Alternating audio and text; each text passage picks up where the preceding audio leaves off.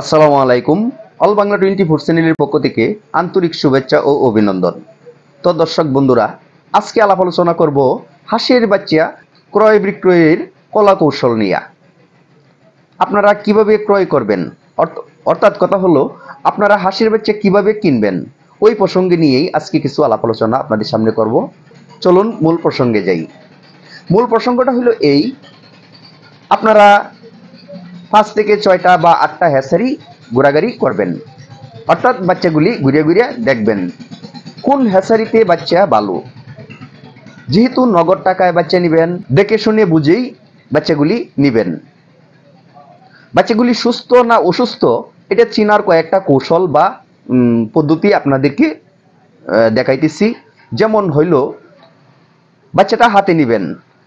যদি বাচ্চাটা বাসি বাচ্চা হয় বা 2 দিন বা 3 দিনের বাচ্চাগুলি হয়, তাহলে বাচ্চাটা হাতে নেওয়ার পরে পাতলা বললা মনে হবে। সুস্থ সুন্দর বাচ্চা যদি হয়, তাহলে বাচ্চাটা হাতে নিলেই ওজন ওজন একটা অনুভব হবে। বাচ্চার পাগুলি শুকিয়ে যাবে বা শুকনা শুকনা ফুটা ফুটা একটা ভাব থাকবে। হাঁসের বাচ্চাগুলি লোমগুলি দাঁড়ানো অবস্থায় থাকবে, অর্থাৎ কারা কারা থাকবে লোমগুলি। আর সুস্থ সুন্দর বাচ্চাটা যদি হয়, লোমগুলি প্লেন থাকবে, কারা কারা থাকবে না।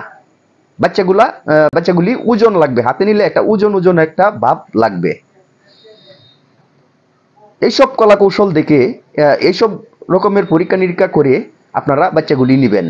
বাসি বাচ্চা 1 দিন বা 2 দিন হয়েছে, পুষছে বাচ্চাগুলি, ওইসব ধরনের বাচ্চা আপনারা নেবেন না।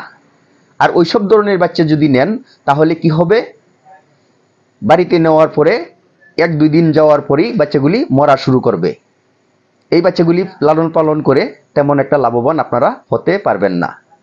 4 থেকে 5টা বা 6টা 7টা 8টা হ্যাচারি দেখে একটা হ্যাচারি থেকে আপনারা বাচ্চা ক্রয় করবেন।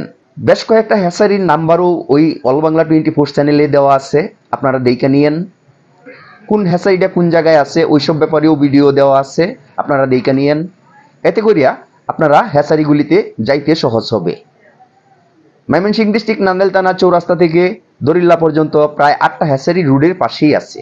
ভিতর দিকে যদি ঢুকা যায়, 2 সাইড ভিতর দিয়ে যদি ঢুকা যায়, তাহলে আরো বেশ কয়েকটা হ্যাচারি আছে। সবগুলি হ্যাচারি যাচাই বাছাই করে যে হ্যাচারি থেকে কম মূল্যে নিতে পারবেন, যে হ্যাচারিতে সুস্থ সুন্দর বাচ্চা থাকবে, সেই হ্যাচারি থেকেই আপনারা বাচ্চাগুলি সংগ্রহ করবেন।